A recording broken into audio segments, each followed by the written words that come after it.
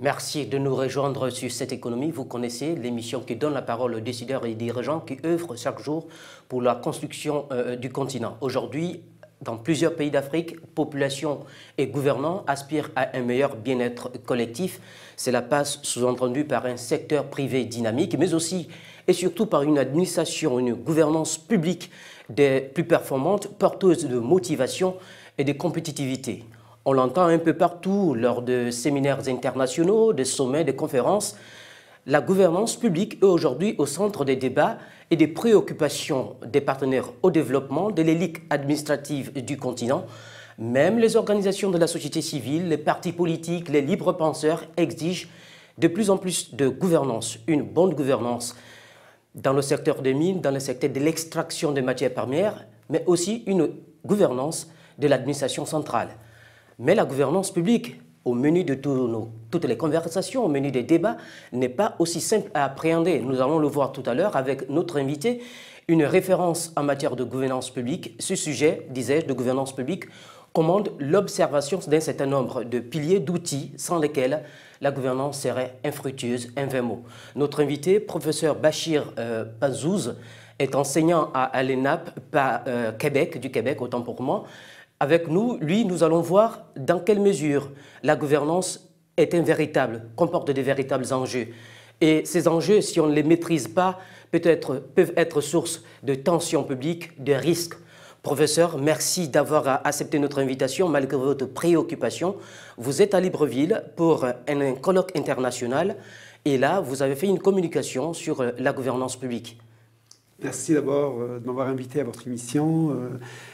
Grâce à nos amis, nos collègues de la conférence internationale de Libreville, que j'apprécie énormément, que je salue, bien évidemment, notamment M. Simon Peter, qui est l'initiateur, mais aussi que je considère comme une de mes références en Afrique, en matière de gouvernance publique, par la réflexion, aussi par la pertinence des échanges que nous avons ensemble à propos de ça.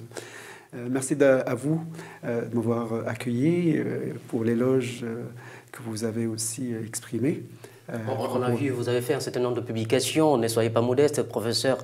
On a vu un certain nombre de publications. Si la régie est prête, on peut voir défiler quelques contributions scientifiques en matière de gouvernance publique. Vous avez, lors de ce colloque international de Libreville, fait une communication sur la gouvernance. Alors, c'est comme vous l'avez introduit tout à l'heure, la gouvernance, peut-être à mon sens, avec tout le respect que j'ai aux journalistes, mais aussi à mes collègues, c'est une terminologie, un vocabulaire ou un vocable que je dirais galvaudé depuis un certain nombre d'années déjà. Le démystifier, c'est déjà contribuer probablement à son étude, mais aussi à sa diffusion, mais probablement aussi à ce qu'il sert pour améliorer à la fois la gestion publique, améliorer les structures publiques, améliorer les outils dont on se sert dans le secteur public et améliorer les cadres officiels de gestion. La gouvernance. On sait que ces 30 dernières années, on a commencé à utiliser le mot gouvernance. On l'entend un peu partout, à toutes les sauces. En fait. Je dirais l'arlésienne qu'on attend, que tout le monde attend, et qui tarde à apparaître sous son vrai visage. J'ai essayé les 17 dernières années, pour être précis, à clarifier cette terminologie, ce vocabulaire qui est rentré maintenant, j'allais dire, dans notre quotidien. C'est un sujet, c'est une thématique, mais c'est aussi une terminologie qui, à première vue, nous inspire à la fois. C'est grave de parler de gouvernance. C'est grave dans le sens où c'est très important. C'est pas un sujet à prendre à la légère, mais c'est aussi tel qu'elle se présente actuellement, c'est prometteur. On parle aujourd'hui de gouvernance publique, on parle de gouvernance d'entreprise, on parle de gouvernance de l'environnement. Alors, ça veut dire quoi cette gouvernance? Exactement. C'est quoi la gouvernance? Comment faut-il entendre? Alors, on peut dire que la gouvernance, ou un système national de gouvernance publique, si on se situe par rapport à la thématique de la conférence internationale de Libreville, les enjeux de la gouvernance en Afrique, parce qu'on lui donne un visage là, en Afrique, on peut dire qu'un système national de gouvernance, il permet, par la superposition de 4 niveaux d'analyse, qu'on appelle par exemple les structures, les valeurs. Il faut comprendre les valeurs d'un pays, ses traditions, ses us et coutumes, son histoire, et l'intégrer. La constitution d'un pays contient tout ça. Nous avons les valeurs fondatrices d'un pays. Autrement dit, quand on parle de gouvernance, il y a 4 éléments. 4 éléments. Le premier élément, les valeurs. Les valeurs. Il faudrait que ces valeurs-là, sur lesquelles repose tout système politique ou tout système de gestion publique, soient des valeurs partagées. Il faut que ce soit les valeurs, par exemple, de démocratie, les valeurs de participation, les valeurs d'imputabilité, concernant l'imputabilité, qui est responsable de quoi. Ça, c'est l'ensemble des valeurs. On va appeler ça l'ensemble des modes, des cultures, de croyances. Qu'est-ce que les gens pensent que l'État doit faire? Qu'est-ce que les gens pensent que l'État doit leur procurer? Les gens pensent un certain... Cette pensée-là, on va la capter sous forme de valeurs, les valeurs fondatrices de la République. Comment s'est construit ces valeurs dans la vie d'une nation, dans la vie d'une entreprise, d'État? Comment construire ces valeurs justement de gouvernance? Alors on sait que ces valeurs-là se construisent au fil du temps et qu'elles restent stables pendant très très longtemps. C'est ce qui permet une certaine stabilité. Le comment, c'est par la légitimité. Par exemple, quand une valeur est partagée, quand on parle par exemple d'égalité des chances, c'est pas le Gabon. Comme par hasard, je le cite, quand on parle d'égalité des chances, il faudrait que le mot égalité des chances ait le même sens pour la quasi-totalité des gens qui vont devoir utiliser ou concevoir un système de gouvernance basé sur l'égalité des chances. Quand on parle de liberté, il faudrait que le mot liberté soit au centre des valeurs. La liberté, ça s'acquiert. Alors, dans le temps, il y a les révolutions, certes, et on a aussi le consensus, il y a le compromis durable. Ce sont des valeurs. Et donc, ces valeurs-là, quand elles sont partagées, admises, quand il y a un certain consensus, dans le temps, ce consensus, parfois, on l'obtient par l'échange, par la participation, par la consultation, par la concertation, mais parfois on l'obtient aussi, et dans certains pays, par la révolution. Au niveau du continent, la plupart des pays aujourd'hui, depuis on va dire à peu près 7 ans, parlent d'émergence, émergence économique, émergence sociale. Est-ce que cela peut simuler, ce programme reposer sur aussi des valeurs? Absolument, absolument. Les valeurs, quand on se dit la question suivante, va nous permettre de saisir qu'est-ce qui est valeur. C'est quand on dit pourquoi devrions-nous faire telle ou telle chose? Pourquoi devrions-nous aujourd'hui miser sur une qualité de l'environnement? Pourquoi devrions-nous miser sur une bonne éducation? Pourquoi devrions-nous... Et la réponse elle-même, qui s'impose d'elle-même et largement partagée, deviendra une valeur sûre. Alors vous avez dit, la valeur, elle est culturelle, elle est historique. Doit-on comprendre que sur les 52 ou 53 pays qui composent le continent africain, comme les cultures sont différentes, on aura des valeurs différentes? Pas nécessairement, parce qu'il y a certaines valeurs qui sont universelles. C'est-à-dire, par exemple, quand on parle de la transparence, tout le monde aspire à la transparence dans la gestion des affaires publiques. La transparence devient une valeur sûre.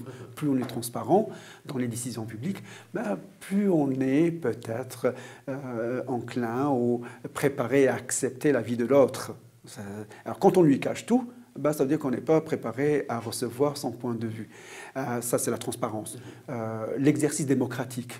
Croyons-nous que la démocratie est le meilleur système de gouvernance, c'est-à-dire à la base de la gouvernance publique?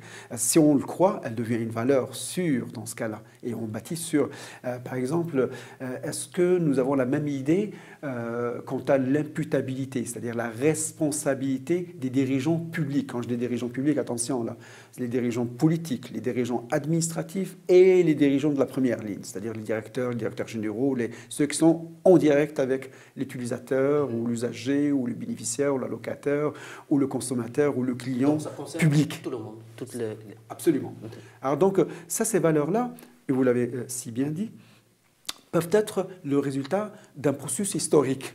C'est-à-dire c'est dans le temps qu'on finit par admettre une certaine valeur. Parfois, non, il faut la provoquer. La liberté. On a vu par exemple qu'en 2008, au niveau du Maroc, il y a eu le lancement du plan Maroc vert et qui va déclencher un véritable développement, par exemple à l'intérieur du Maroc. Est-ce qu'à ce niveau aussi, on peut penser qu'au moment où les peuples recherchent plus de développement, on peut provoquer un certain nombre de valeurs, les construire et les faire partager? On va provoquer le débat. Et si le débat dure et perdure et que le débat, il y a un consensus, il y a des compromis à la fois sociaux, politiques, économiques, militaires et tout ce qu'on veut, on arrive à un compromis, on peut dire la valeur qui va émerger, c'est une valeur par définition qui va servir à bâtir un système national de gouvernance publique. Hein, par exemple, je prends quelques idées. Dans les années 60-70, une des valeurs qui était partagée par tous les pays africains, mais vraiment presque tous les pays, c'est un État social. Hein, je ne parlerai pas du socialisme, le communisme, le libéralisme, l'impérialisme, non, c'est pas ça. C'est un État social, c'est-à-dire un État au service de la société avant tout. Ah ben, c'est une valeur sociale, la valeur est ici. Elle a fondé tous ces systèmes, ces régimes politiques, mais tous ces systèmes nationaux de gouvernance que sont Boumedienne en Algérie, Yadema, Fouad Félix Boigné, tous ces gens-là qui ont bâti des États reposant sur des valeurs de justice sociale, parce que c'est la sortie du colonialisme, parce que la souffrance. Et donc, la valeur, elle a émergé, non pas parce que le politique l'a saisie, non, mais parce que c'est un processus historique, voire même révolutionnaire, voire même... Alors donc, cette valeur... À ce niveau, est-il nécessaire qu'il y ait la participation de tous les citoyens à l'élaboration et à l'adhésion aux valeurs? C'est l'idéal, c'est l'idéal. Il faut faire participer le citoyen d'une manière ou d'une autre. Participer le citoyen aujourd'hui sous forme de consultation, sous forme de concertation, sous forme de participation directe, sous forme de participation indirecte. Il y a plusieurs formes. Mais chaque pays, normalement, chaque État-nation, on va dire, va se référer à ce qui est communément admis. Je ne peux pas aller chercher les valeurs américaines et dire les Gabonais sont prêts pour importer le modèle américain. Yes, you can, c'est là-bas, ça a été fait. Mais si on ramène le monsieur de Yes, you can au Gabon, ça ne marcherait pas. Ça ne marcherait pas. Peut-être que ça ne marcherait pas. Oui. Peut-être. Parce que le modèle n'a pas été conçu sur le Yes Weekend. Hein? Alors donc, la valeur va mettre énormément de temps pour émerger, mais une fois qu'elle émerge, qu'elle fait le consensus, eh ben, pour la défaire, il faut encore beaucoup de temps, beaucoup d'efforts, si ce n'est, il y en a certaines qui vont bâtir, en tout cas sur cette valeur-là, ils vont bâtir des systèmes de gestion, un système national, le système gabonais, le système tunisien, le système marocain, le système algérien, le système français, le système gabonais. Donc ce sont des systèmes où les gens vont se reconnaître. On n'a pas besoin. Si on dit un État social, tout le monde en Afrique. Si dans un pays comme les États-Unis, si on dit un État social, ça va sonner un peu bizarre. Un État social, mais non. Aux États-Unis, c'est la liberté, le libéralisme, défends-toi avec tes armes, n'attendons rien de l'État. Et donc, vous avez vu avec Obamacare, Obamacare, dès que Obama a avancé le projet sur la sécurité sociale, on a dit c'est un communiste. Mais attendez, il y a 60 millions ou 80 millions, je ne sais pas, ou 30 millions, je ne me rappelle pas le nombre, mais un nombre d'Américains qui n'ont pas de sécurité sociale. Il veut les soutenir, il veut, ben non. Et cet Obamacare va disparaître avec lui. Essayez de nous partager votre expérience. Imaginez qu'un État lance un programme, un État n'importe lequel, dans le secteur agricole, dans le secteur de l'éducation. Est-ce qu'à ce niveau, il faut d'abord définir les valeurs qui vont accompagner ce programme? Comment faut-il faire? Il faut bâtir sur les valeurs déjà. Il faut pas, les valeurs, ça ne s'inculque pas. C'est un construit social et qui va se faire sur le long... C'est pas le temps lent, le long temps. Sur plusieurs périodes, on arrive, et c'est comme si aujourd'hui on demande à un Gabonais d'abord qu'est-ce qu'il veut, qu'est-ce qu'il souhaite, qu'est-ce qu'il attend de son pays. Et à partir de ce moment-là, nous, on a une réponse au pourquoi. Pourquoi devrions-nous lancer tel ou tel programme? Ou pourquoi devrions-nous laisser telle ou telle organisation, onusienne ou autre, lancer tel ou tel programme? Parce que quand il y a plusieurs sources, il y a dilution de responsabilité, et ce que les organisations internationales souhaitent pour le Gabon, ce n'est pas nécessairement ce que les Gabonais souhaitent. Enfin, je dis ça aussi pour les Algériens, je dis ça pour les autres. Alors donc, ce sont des valeurs-là, il faudrait aller chercher dans la société, quelles sont les valeurs qui sont propices. Si on veut lancer un programme sur l'entrepreneuriat, ben, il faudrait que le Gabonais est sensible à l'entrepreneuriat.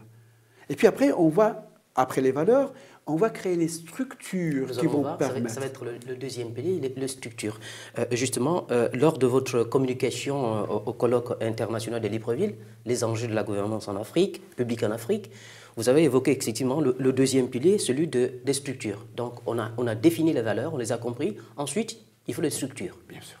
Quel est le rôle de ces structures? Quelle est la nature de ces structures? Si vous dites par exemple, nous sommes pour des valeurs social-démocrates, c'est-à-dire l'État pour la société, l'économie aussi pour la société, ben vous allez créer, par exemple, si nous avons des exclus dans la société, il va y avoir un ministère, ou il va y avoir un remaniement ministériel, ou il va y avoir une agence gouvernementale, ou un conseil d'État, ou une entreprise publique, ou une structure, c'est-à-dire une organisation dont la mission, c'est de répondre au pourquoi. Alors si on dit, par exemple, nous sommes un État social-démocrate et qu'on veut que la médecine soit gratuite, il faut qu'on s'organise pour qu'elle soit gratuite. Si on dit que l'éducation doit être gratuite et à tous les Gabonais et les Gabonaises, au même niveau, au même titre, on ne peut pas, par exemple, encourager à la fois des structures publiques et encourager plus fortement des entreprises ou des structures privées. Soit on fait au même titre, et les Gabonais choisissent entre la structure publique et privée, soit laisser le soin à des structures publiques piloter le programme dont le but, c'est-à-dire dans la mission, c'est-à-dire dans le mandat, est d'assurer l'égalité des chances ou l'égalité des... Et là, comme on peut l'imaginer, dans le cadre de l'égalité des chances, nous allons suivre le reportage tout à l'heure, dans le cadre de l'égalité des chances, est-ce qu'on peut imaginer cette structure sous forme d'agence nationale, sous forme de quoi, conseil d'État? Il suffit juste de voir comment le Gabonais perçoit ça. Si il le perçoit à travers l'État et que l'État doit s'organiser pour que l'égalité des chances soit assurée par l'État et uniquement par l'État et non pas par les organisations internationales ou les organisations non gouvernementales, alors ça va être l'État. Si on sent qu'il a confiance dans les autres structures, on pourrait trouver des structures hybrides, c'est-à-dire publiques et privées. Mais le seul responsable sera l'État dans ce cas-là. À la structure privée. Alors quelle pourrait être à ce niveau justement la frontière?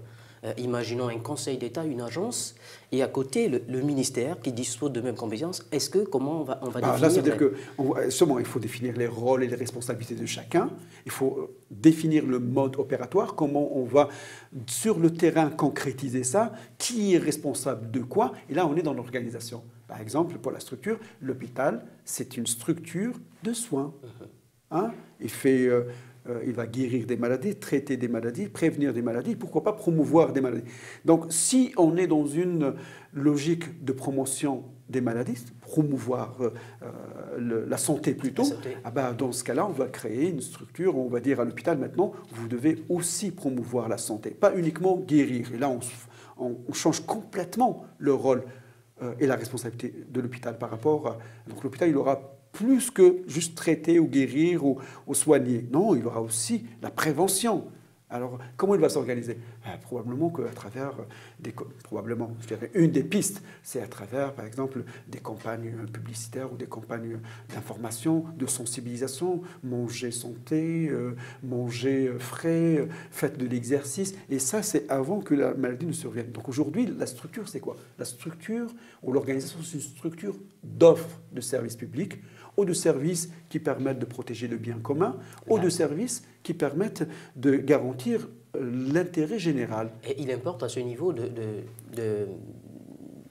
préciser les compétences de chaque structure amenée à déployer ces politiques. Non seulement ses compétences, mais aussi ses rôles, mais aussi ses responsabilités, mais aussi ses modes opératoires, comment elle doit intervenir, mais aussi, et ça c'est le troisième niveau. Troisième pilier, oui. Et le troisième pilier, c'est lequel? Alors c'est le cadre de gestion formelle.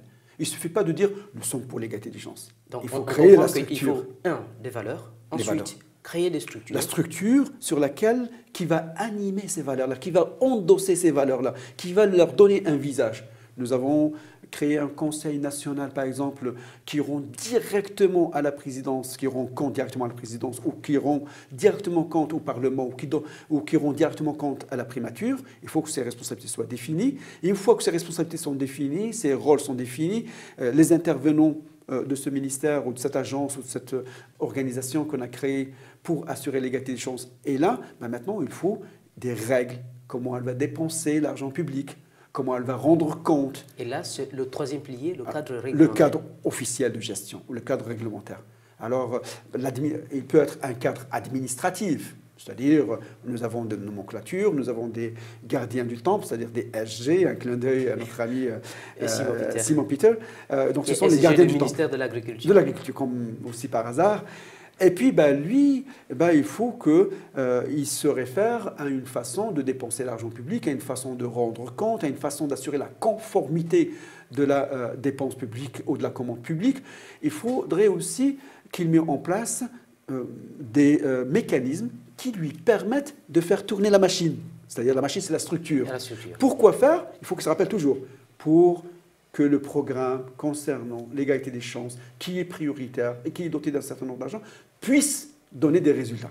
Et là, une fois qu'on aura mis cette structure dans le cadre de ces valeurs-là, mais avec des balises claires, plus ou moins claires, mais en tout cas, il faut que ça soit suffisamment clair pour guider l'action, les lois, les règlements, les circulaires, les notes de service.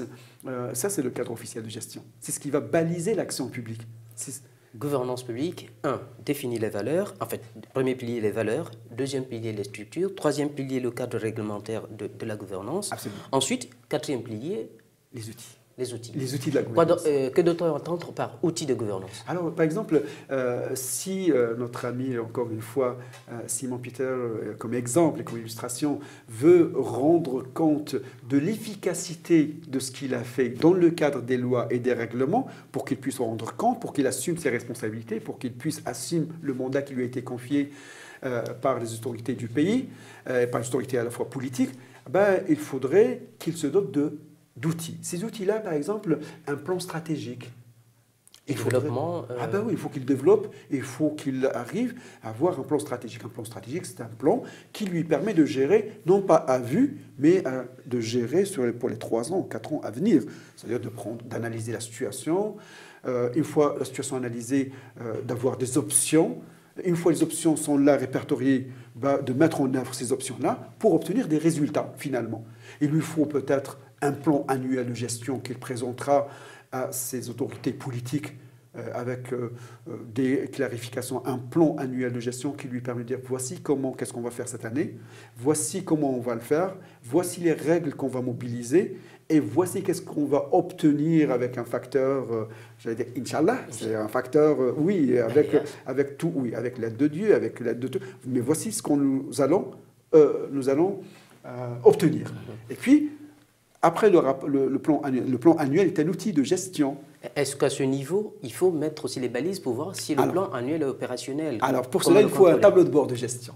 Et un tableau de bord de gestion, c'est un ensemble d'indicateurs objectivement vérifiables. Par exemple, pour réussir à l'école, dans le cadre du plan de l'égalité des chances, pour réussir à l'école, il nous faut un indicateur de réussite de la classe favorisée, de la classe défavorisée, de la classe hyper favorisée. Donc un indicateur seul, il ne peut pas nous permettre d'avoir une évaluation saine de l'action du ministère de l'Éducation nationale ou du ministère de l'Agriculture. Alors il nous faudrait un certain nombre d'indicateurs, un certain nombre limité. Et ces indicateurs, comment on les choisit Alors justement, en fonction de la nature. Dans une école, un des indicateurs qui nous dit oui, l'école fait sa fonction ou non, c'est la réussite. S'il y en a sur 100, il y en a un qui réussit 90, ce n'est pas parce qu'on est sévère, ce n'est pas parce qu'on est très sélectif, c'est tout simplement parce qu'on ne fait pas notre travail correctement. Un qui réussit, donc vraiment il a réussi par hasard. Et les autres, ils ont tous échoué. Donc l'école, elle produit l'échec. Je ne dis pas que l'école gabonaise produit l'échec. Loin de moi cette idée-là. Non. Je dis si une école, un programme. Alors dans le cadre du programme, dans le cadre du mandat et de la mission du programme, dans les valeurs partagées, nous avons mis un programme en place, nous avons mis des instances en place et nous avons des lois pour que ce programme-là puisse réussir. Là, il nous faudrait un indicateur objectivement vérifiable et des moyens de vérification qui nous permettent de savoir est-ce que le programme a atteint ou non ses objectifs. Mais on le fait sur une base trimestrielle, semestrielle, annuelle. On va pas laisser... On a vu souvent que les outils ou les tableaux de bord relèvent des secteurs, des administrations privées, des entreprises. Rarement, l'administration publique utilise des tableaux de bord. Aujourd'hui, est-ce que c'est à la mode? Non, ce n'est pas à la mode.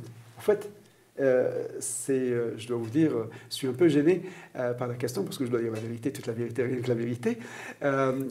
Beaucoup de mes collègues professeurs universitaires croient que c'est l'entreprise privée qui a inventé ces outils-là. Et que ce qui se passe actuellement dans le secteur public, c'est une transposition simple et simpliste, quelques ignorants, quelques ignares qui ont pris l'outil et qui l'ont transposé dans le secteur public. C'est faux, complètement faux, archi faux. Je travaille actuellement sur les outils de gestion et leur origine.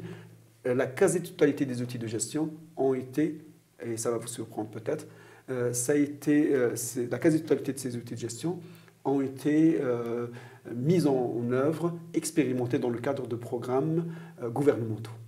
Que ce soit la gestion de projets, oui, public, programmes gouvernementaux. J'ai bien dit programmes gouvernementaux.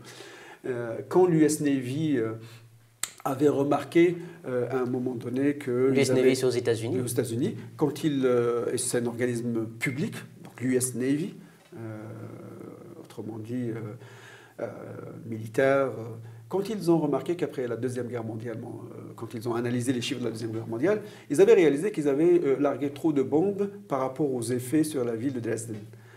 Et puis ils auraient pu larguer moins de bombes, ils auraient obtenu le même résultat, mais là ils ont mis les soldats, la vie des soldats en danger, ils ont utilisé beaucoup de carburant, ils ont utilisé plus d'heures de vol et ils ont largué plus de bombes qu'il ne fallait. Alors ils ont dit, la prochaine fois, quand on va le faire, par rapport au nombre de victimes, ben, on va trouver la meilleure méthode. Et ils ont trouvé des méthodes comme par exemple CPM, Critical Path Method, ils ont trouvé le Gantt, ils ont trouvé... Et donc ce sont des outils au fait, qui ont été utilisés par et à la demande des grandes agences gouvernementales américaines, mais aussi à travers le monde. Il n'y a pas que le tableau de bord, le tableau des échanges ou le tableau d'ensemble économique. Ça a été créé aussi par un Russe pour la demande de la planification de l'ex-URSS.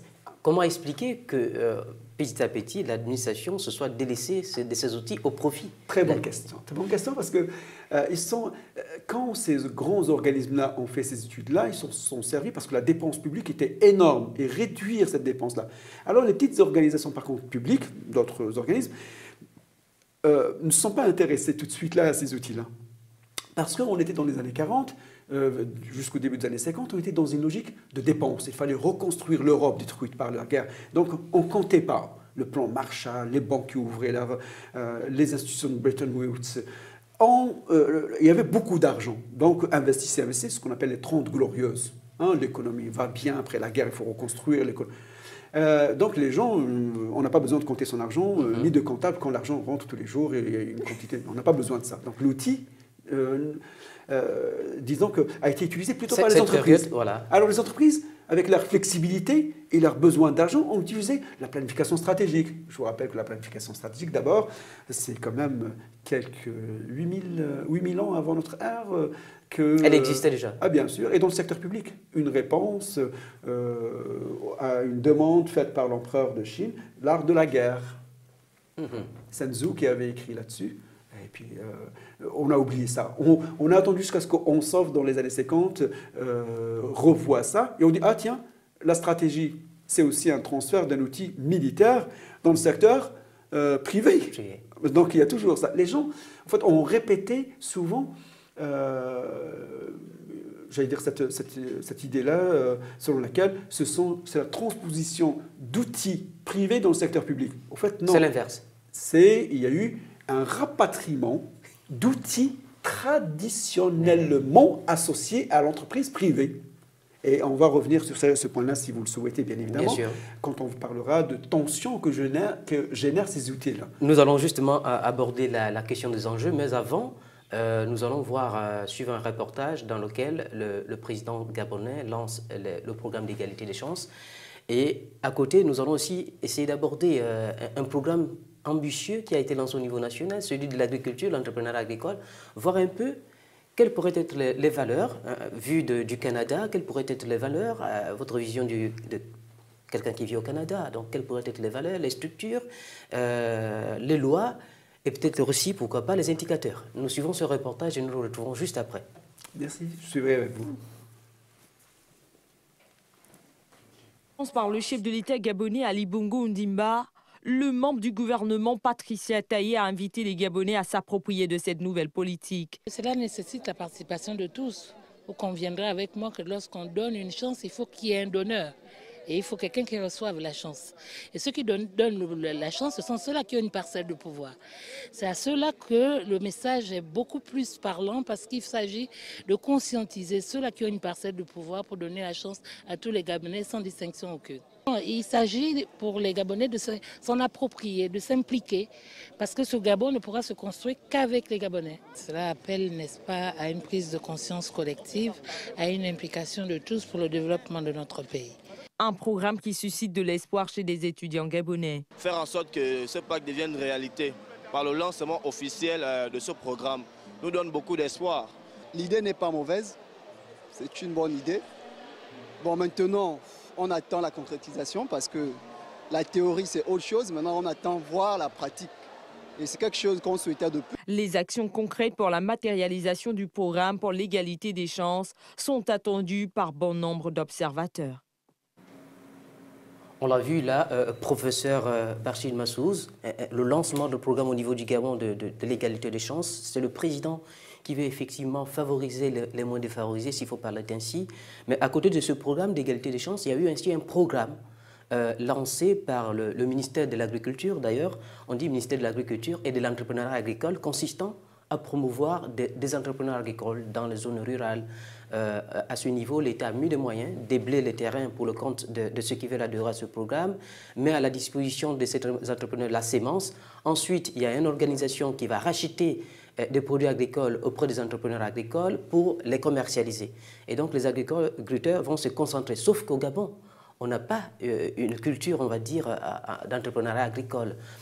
Sur ces programmes égalité des chances, entrepreneurs agricoles, quelles pourraient être les valeurs, selon vous, vu du Canada, vous qui vivez au Canada et qui enseignez la gouvernance publique? Écoutez, je vais réagir à chaud, parce que vous devinez aisément que je ne suis pas au fait des réalités gabonaises, même si je suis africain moi-même, et je reviens très, très souvent sur le continent, par mes origines, mais aussi par ma famille, mais aussi par mes interventions. Et donc, je vais essayer. Le mot-clé dans l'égalité des chances, c'est le partage. Et je pense qu'en Afrique, la notion de partage est naturellement acquise. C'est une valeur sûre. À ma connaissance, en tous les cas, moi, africain du Nord, par mes origines, par ma culture, par ma religion aussi, je pense que le partage est naturellement africain. Si on dit l'égalité des chances dans un milieu nord-américain ou américain, j'exclus le Québec, parce que le Québec a sa spécificité, a ses distinctions. L'égalité des chances en Amérique, ça peut sonner bizarre, parce que là-bas, c'est des gangsters, et puis ils ont gagné chacun sa parcelle avec les armes, et puis chacun lutte. C'est un pays élitiste, c'est un pays de concurrence, de compétition, avance ou crève. Et puis, de temps en temps, il y a des associations qui vont émerger pour donner à ceux qui n'ont pas. Mais ça fait de charitable, ça fait de gaieté de cœur. Mais là, non. Là, si j'ai bien compris, le président gabonais a fait le choix d'une politique. Deuxième mot, ici, ça veut dire que nous avons une politique. Une politique. Une politique. Ça veut dire quoi? Ça veut dire qu'il y a un choix. Et par définition, le choix est fondateur et fondé sur les valeurs. De partage notamment. De partage. Là, on est. Alors donc, il y a eu une politique, c'est-à-dire qu'il y a un choix fait par son Excellence, Monsieur le Président, ou par des ministres de son gouvernement, où le choix est par définition politique. Alors maintenant, on a vu un des intervenants, un des étudiants, il dit maintenant il faudrait passer aux actes. Il faut concrétiser. Il faut matérialiser, disait là, il y a eu la création, par exemple, d'un ministère de l'égalité des chances. Donc, un ministère de l'égalité des chances, ça veut dire qu'il y a un ministère. Et pourquoi on l'a créé? C'est pour permettre un partage large de quoi? En tout. C'est-à-dire, si on voit, par exemple, c'est l'éducation qui pose problème, l'égalité des chances va se traduire dans les écoles par pourquoi il y a des gens qui sont issus de familles bien nantis et des enfants de familles déshéritées, ils n'ont pas la chance, j'allais dire, la même chance. L'accès aussi aux soins. L'accès aux soins, face à l'adversité de la vie. En général, on n'est pas tous égaux. L'État dit, le chef de l'État dit, nous, on va lancer un programme Et ce programme-là envoie une politique plutôt, et cette politique-là qui est mon choix, c'est le choix du président, je vais la confier à un ministère, c'est-à-dire je vais avoir le même poids que les autres ministères. Ce n'est pas une agence, ce n'est pas un conseil, c'est un ministère. Et ce ministère-là, c'est-à-dire une structure organisationnelle, il va fonctionner selon les règles de la République. Peut-être qu'on va trouver des règles spéciales qui permettraient à un directeur d'école de tenir compte des origines des uns et des autres. Et là, nous sommes au niveau du troisième pilier, le cadre légal. Au niveau de la gestion, bien sûr. Parce que le directeur d'une école, il dit « je voudrais bien ». Mais la loi telle qu'elles sont faites aujourd'hui ne permettent pas de faire la différence entre ceux issus du monde rural et des milieux et tout ça, et l'école de la République est une, et indivisible, est la même. Alors, est-ce qu'on va faire deux poids, deux mesures? Est-ce qu'on pourrait penser à des lois qui incitent à une espèce de discrimination positive? Bien sûr, il faut lui donner le mot qu'il faudrait. Il faudrait trouver un cadre réglementaire. Et là, c'est le ministère qui doit mettre en place des règles précises qui font que probablement, dans certaines classes, on n'ira pas à 40 élèves par classe, pour donner la chance à ceux qui apprennent plus lentement ou qui ont des difficultés d'apprentissage, ou la même chance que les autres. Alors là, on va mettre 40 si c'est dans un quartier bien nanti, et dans un quartier mal nanti, maximum 19.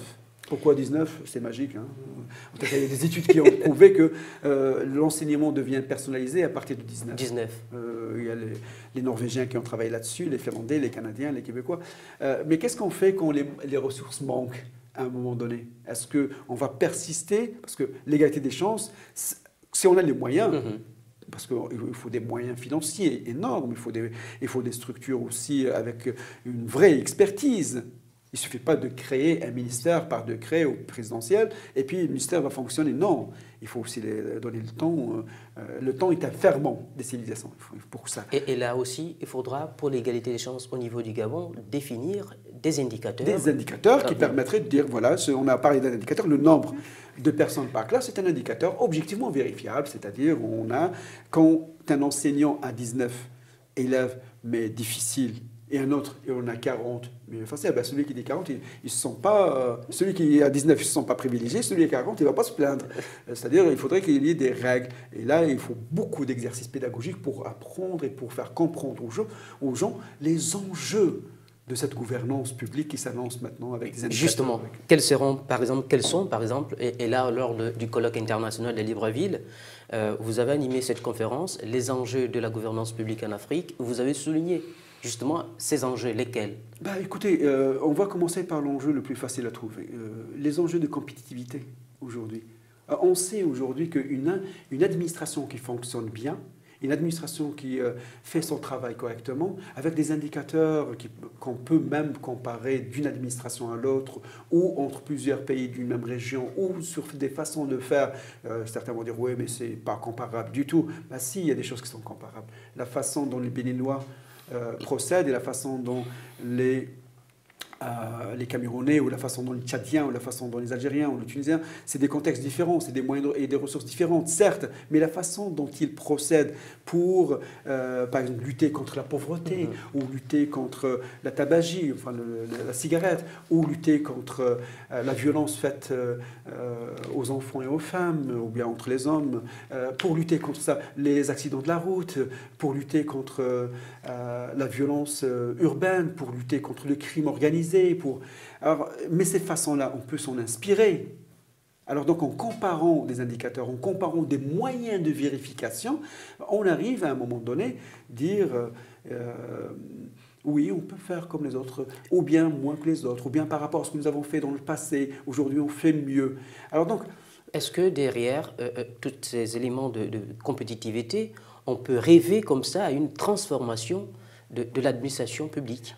C'est vrai. C'est-à-dire quand on se compare aux autres, si c'est dans le malheur, on va se consoler. Si c'est dans le bonheur, on va se désoler. Donc on va toujours avoir, il y a toujours moyen. Autrement dit, le fait de se comparer ou le fait de miser sur des indicateurs objectivement vérifiables pour savoir si on a bien fait ou si on n'a pas fait assez, ça veut dire quoi? Ça veut dire qu'on a transformé la gestion publique d'une gestion par les moyens. On a pleurniché trop en Afrique. Mon pays, mon continent a trop pleurniché sur son sort. On n'a pas le moyen. Quand est-ce qu'on va avoir les moyens? Mais parmi les pays les plus développés aujourd'hui, la Corée du Sud n'a pas de moyens.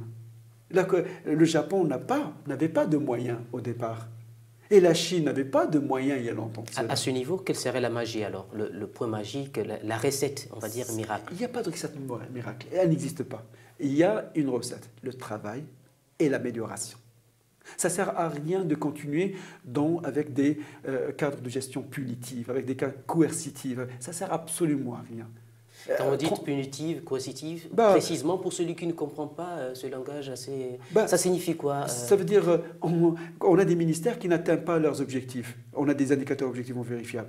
On leur dit, dites-nous, quel est le plan pour la deuxième année avec un plan d'amélioration? Vous avez des indicateurs? Oui. Il y a des écarts sur ces indicateurs-là? Vous avez visé 70%? Oui. Et vous avez obtenu 60%? Oui. Est-ce que vous pouvez expliquer pourquoi les 10% manquent? Si vous arrivez, est-ce que vous vous engagez l'année prochaine ou dans 2 ans à respecter vos engagements en matière de contrat de performance, ou dialogue de performance, ou des conventions de performance, ou des ententes de gestion? Donnez la chance à ces gens-là d'avoir une possibilité de se rattraper là. Et ils apprennent par le résultat. C'est ce que j'enseigne d'ailleurs, la gestion par résultat. Alors, dans un de vos articles, Management public entre tension de gouvernance et obligation de résultat, vers une explication de la pluralité du management public par la diversité des systèmes de gouvernance publique. Qu'est-ce que cela signifie concrètement? Cela signifie que chaque pays peut avoir son propre management public. Cela signifie que chaque pays, s'il arrive à avoir des valeurs, s'il arrive à avoir des structures qui répondent à ces valeurs-là, s'il peut avoir des cadres formels, pas inspirés de droite et de gauche, d'en haut et d'en bas, non, des cadres faits sur mesure, au Gabon par des Gabonais. On n'a pas besoin d'experts internationaux pour nous aider ou pour faire l'architecture à notre place. Non, pour s'inspirer de leur expérience, pour parler de leur expérience, oui. Alors si on arrive à une architecture de la gouvernance sans tension, c'est-à-dire sans qu'il y ait de tension entre les valeurs partagées et les structures, ou entre le cadre de gestion et les structures, et entre les outils. Alors on peut dire qu'on a un système de gouvernance cohérent. Alors donc, dans ce cas-là, nous avons bâti un modèle. Oui, notre modèle, est-ce qu'il ressemble forcément au modèle coréen du Sud?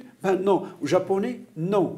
Alors, il ressemble à un modèle gabonais. Et c'est notre modèle à nous. À partir de ce moment-là, il y a ce que j'appelle la pluralité des managements publics, c'est-à-dire qu'il y a plusieurs façons de concevoir la gestion des affaires publiques. Le bien commun, l'intérêt général et le service public, il y a plusieurs façons. Alors, trouvons-nous, chemin faisant, des résultats satisfaisants, un peu satisfaisants, pas du tout satisfaisants, avec des plans d'amélioration annuels, voire même trimestriels et semestriels. On arrivera dans un délai très très proche à savoir quels sont nos atouts, quels sont nos points forts pour qu'on puisse progresser. Et on n'a pas besoin de se faire dicter. Professeur Massouz, si on vous suit bien, pour qu'on arrive à des résultats positifs, il faut 4 éléments. Et que si les 4 éléments, les 4 piliers de la gouvernance publique ne sont pas en cohérence, il en résulte des tensions. Des tensions inutiles. Voilà. Ouais. Comment justement mettre en cohérence? Qu'est-ce qu'il faut regarder pour qu'il y ait cohérence? Parce qu'à ce niveau aussi, pour ceux qui ne sont pas praticiens de la gouvernance, ça peut poser problème. On a dit valeurs, on a dit structure, on a dit loi, on a dit indicateurs. Mais comment faire en sorte que ça soit cohérent en fait? Alors, on va reprendre le programme puisqu'on a fait l'exercice ensemble tout à l'heure, celui de l'égalité des chances. Si on veut augmenter les tensions sur le système administratif gabonais, on va s'inspirer du modèle français. Je le dis comme ça, parce que c'était les Français qui avaient lancé l'égalité des chances il y a longtemps. Est-ce qu'ils ont obtenu l'égalité des chances jusqu'à maintenant? Est-ce qu'ils l'ont réalisé? Est-ce qu'ils ont des indicateurs objectivement vérifiables, des moyens de vérification qui nous permettent de s'en inspirer? Non. Alors pourquoi devrions-nous utiliser les outils qui n'ont pas fonctionné? Si l'outil qu'on va mettre en place est gabonais, si l'outil est accepté par l'administration, il ne posera pas de tension. Et si l'administration se dote de règles constitutionnelles, de règles qui ne sont pas en opposition avec la constitution gabonaise, mais qui facilitent toujours tout ce qui est en faveur du citoyen, on va le faire. On va trouver la façon de faire. Le citoyen est protégé par la Constitution. Donc on trouve dans la Constitution l'esprit même du service aux citoyens. Donc pourquoi le chef de l'État? C'est pour servir le citoyen. Pourquoi le ministre? Pour servir le citoyen. Pourquoi le secrétaire général? Pour servir le citoyen.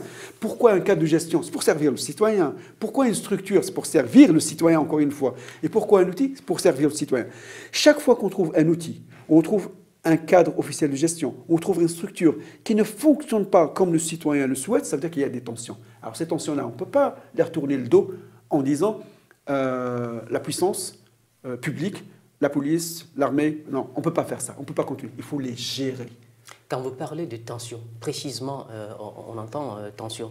Ah. Cela peut se traduire concrètement comment au sein d'une ville, au sein d'un État. Quels sont, par exemple, les types de tensions auxquelles on peut assister? Alors, on peut prendre, par exemple, des tensions qui sont éthiques. C'est quoi la tension éthique? C'est que le fonctionnaire, il va faire son travail correctement. Il le fait selon la loi, mais il n'obtient pas le résultat. Selon la loi, vraiment, il va le faire de cette manière. Mais en interprétant la loi d'une manière un peu plus approximative, je dirais plus intelligente, il va trouver une autre façon, mais ça peut poser des problèmes d'interprétation. La loi ne se... Alors là, il va se créer lui-même ce qu'on appelle une tension éthique. C'est-à-dire, éthiquement, il a dû, entre parenthèses, tricher, mais il n'a pas falsifié, il n'a pas corrompu. Ce n'est pas un acte de déviance, c'est un acte éthique. C'est-à-dire, il a interprété la loi de manière un peu plus forcée. Alors, on a un problème d'éthique là-dessus.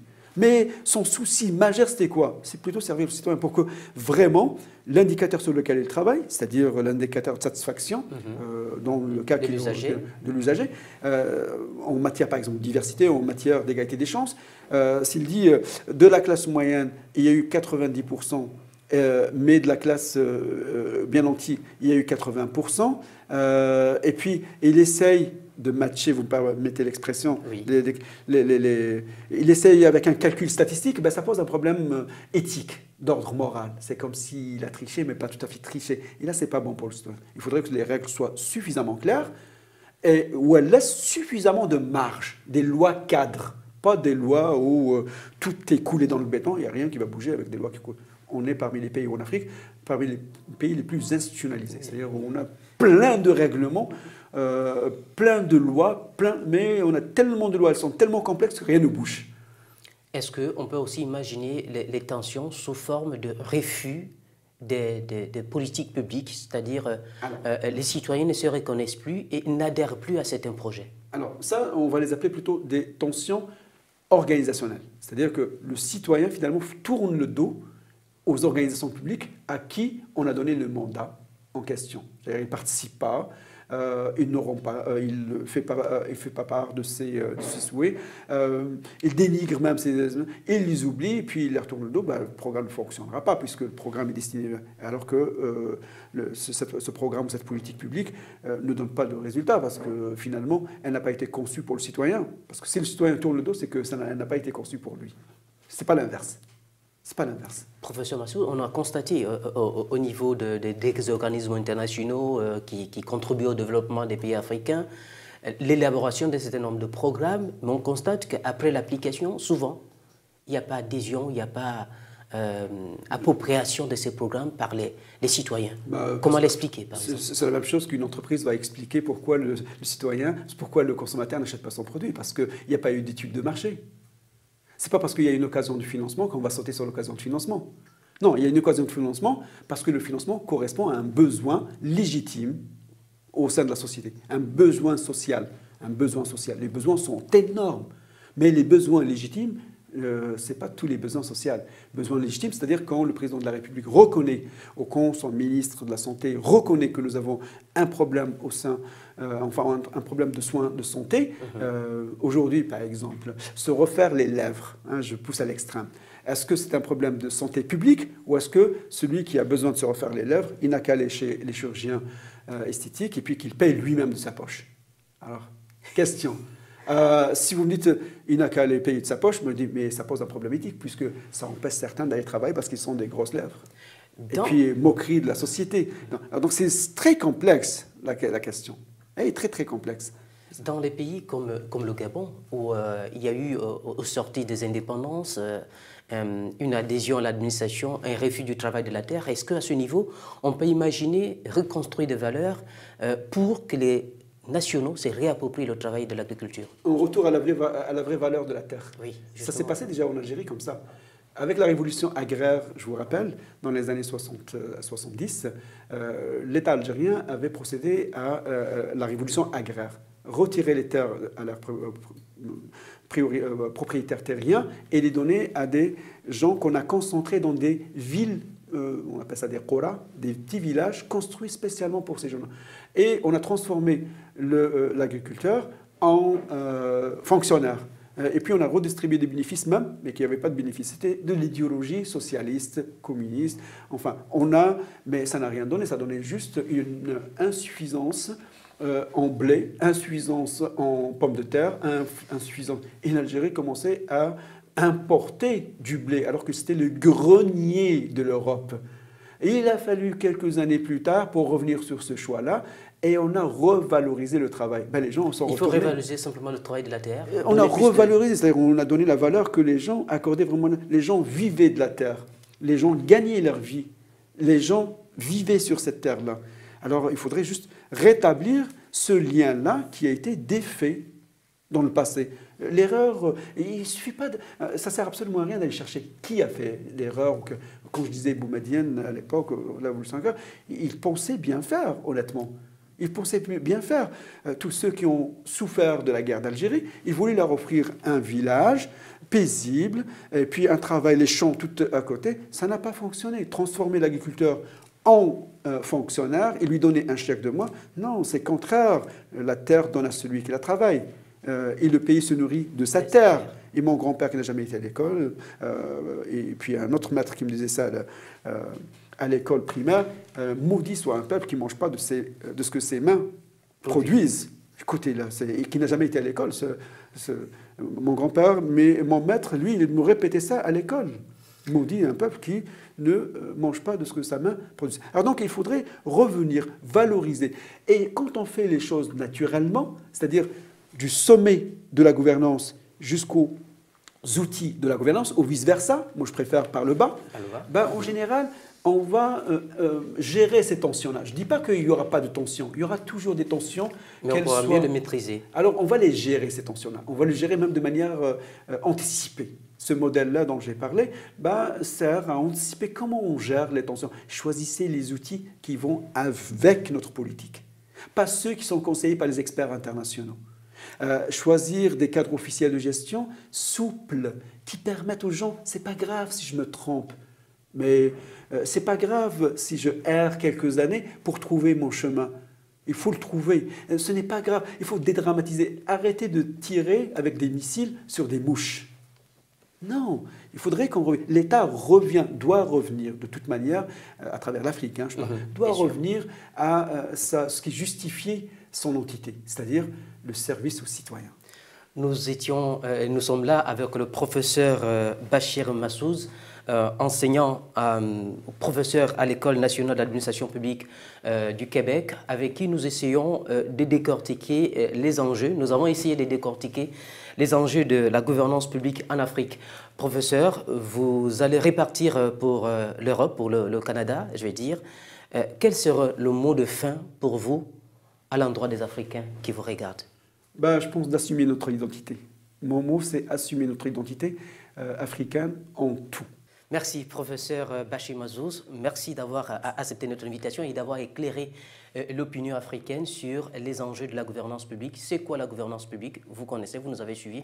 Restez câblés sur notre chaîne, Canal 7, la meilleure chaîne montante du continent africain. Merci de nous avoir suivis et à très prochainement.